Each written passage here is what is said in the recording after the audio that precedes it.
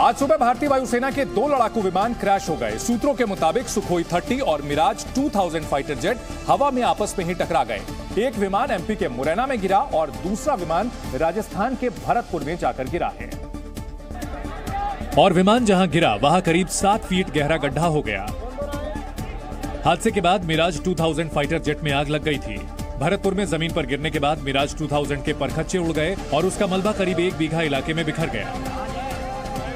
गनीमत यह रही कि विमान एक गांव के पास खाली जमीन में क्रैश हुआ। अगर ये विमान गांव के ऊपर गिरता तो बड़ा हादसा हो सकता था।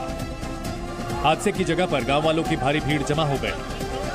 10-10:15 के आसपास नंगला बीजा के आसपास एक प्लेन क्रैश हुआ है।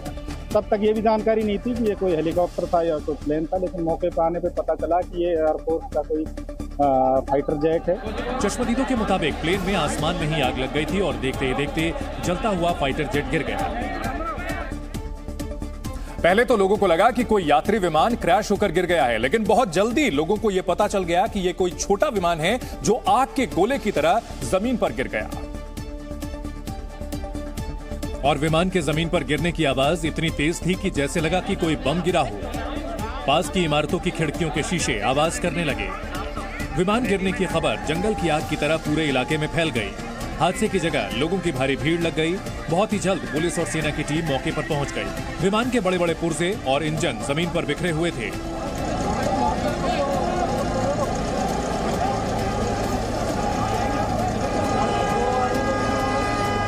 लोग अपने मोबाइल फोन से वीडियो बना रहे थे।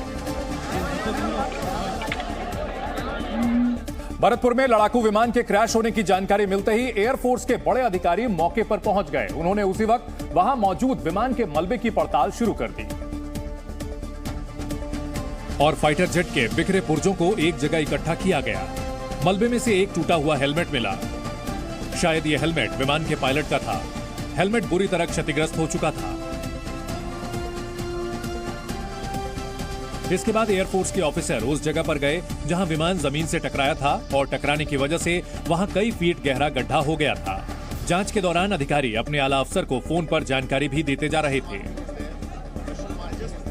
उधर भरतपुर में एयरफोर्स जेट के क्रैश होने की सूचना मिली ही थी कि एक और फाइटर जेट गिरने की खबर ने चारों तरफ हड़कंप मचा दिया। एयरफोर्स का एक और लड़ाकू विमान एमपी के मुरैना में क्रैश हो गया। सुखोई विमान मुरैना के पहाड़गंज इलाके में गिरा। हादसे के बाद विमान में आग लग गई। दूर तक लड़ाकू विमान का मलबा फैल गया। ग्वालियर से मुरैना की दूरी महज 40 किलोमीटर ही है, यानी उड़ान भरने के कुछ समय बाद ही दोनों विमान हादसे का शिकार हुए हैं। ग्वालियर एयरबेस पर एयर एक्सरसाइज चल रहा था। सुखोई और मिराज में भिड़ंत हुई है। भिड़ंत के बाद जो सुखोई है उसके अवशेष आप देख सकते हैं किस तरीके से यहाँ पड़े हैं। 2 हिस्सों में ये बट गया था। सुखोई 30 फाइटर जेट के क्रैश होने की यह पहली घटना नहीं है। इससे पहले कम से कम 10 बार सुखोई 30 हादसे का शिकार हो चुका है। 30 अप्रैल 2009 में पहली बार राजस्थान के जैसलमेर में सुखोई 30 क्रैश हुआ। हादसे में 2 में से 1 पायलट की मौत हो गई थी। इसी साल 2009 में 30 नवंबर को दूसरी बार राजस्थान के पोखरण में सुखोई क्रैश हुआ। नवंबर को दूसरी बार राजस्थान के पोखरण में सुखोई क्रैश हुआ। हादसे में दोनों पायलट सुरक्षित बच गए। इसके बाद 13 दिसंबर 2011 में सुखोई पुणे के पास क्रैश हो गया। दोनों पायलट इस हादसे में सुरक्षित बच गए। 19 फरवरी 2013 को जैसलमेर में एक बार फिर सुखोई क्रैश हो गया। इस हादसे में भी क्रैश दोनों पायलट को सुरक्षित बेल आउट कर लिया गया था। इसके बाद 14 अक्टूबर 2014 को पुणे में फिर सुखोई क्रैश हो गया। इसमें भी दोनों पायलट सुरक्षित रहे। इसके अगले ही साल 19 मई 2015 को असम के नगांव में सुखोई तेजपुर एयरबेस से उड़ान भरने के बाद क्रैश हो गया। दोनों पायलट सुरक्षित इजेक्ट हो गए।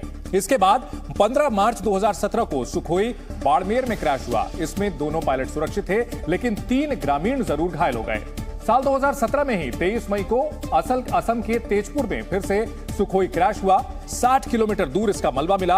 हादसे में दोनों पायलट की मौत हो गई। इसके अलावा 27 जून 2018 में नासिक में सुखोई 30 क्रैश हुआ। दोनों पायलट सुरक्षित रहे। इसके बाद फिर असम के तेजपुर एयरबेस से उड़ान भरने के बाद सुखोई 8 अगस्त 2019 को क्रैश हो गया। हालांकि दोनों पायलट इसमें सुरक्षित इजेक्ट हो गए थे। दोनों फाइटर जेट के ग्वालियर से के एयरबेस से उड़ान भरने के बाद यह हादसा हुआ। मिराज में 1 और सुखोई में 2 पायलट सवार थे। इनमें से मिराज के पायलट की मौत हो गई। सुखोई 30 में सवार दोनों पायलट सुरक्षित हैं। क्योंकि जो सुखोई 30 जब एमपी के मुरैना में गिरने लगा तो उसमें मौजूद दोनों पायलट्स ने खुद को इजेक्ट कर लिया था और वो पैराशूट के जरिए सही सलामत जमीन पर उतर गए। दोनों पायलट्स घायल हैं। एयरफोर्स की टीम हेलीकॉप्टर के जरिए हादसे की जगह पर पहुंची। घायल पायलट्स को स्ट्रेचर पर हेलीकॉप्टर तक पहुंचाया गया। तो 2 पायलट सही सलामत मिल गए हैं और 1 पायलट के कुछ बॉडी पार्ट्स यहाँ पे पड़े हुए हैं।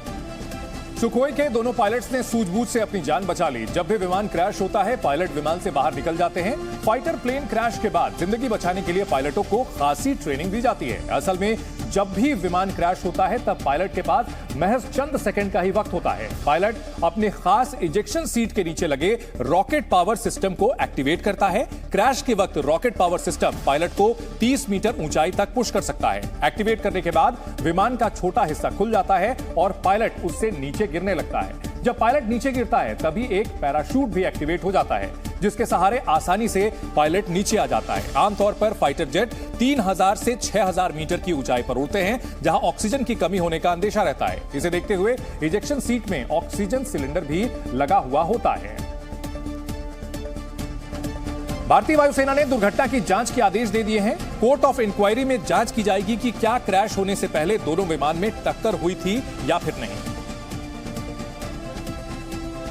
क्योंकि रक्षा सूत्रों के मुताबिक ऐसी आशंका जताई जा रही है कि सुखोई और मिराज दोनों की रफ्तार काफी तेज थी और दोनों विमान युद्ध के हालात जैसे कॉम्बैट मिशन का संयुक्त अभ्यास कर रहे थे। असली वजह तो कोर्ट ऑफ इंक्वायरी की रिपोर्ट सामने आने के बाद ही आएगी। इस बीच एयरफोर्स ने बयान जारी कर कहा है कि भारतीय वायुसेना के 2 लड़ाकू विमान आज सुबह ग्वालियर के पास दुर्घटनाग्रस्त हो गए। विमान routine operational flying training mission पर था।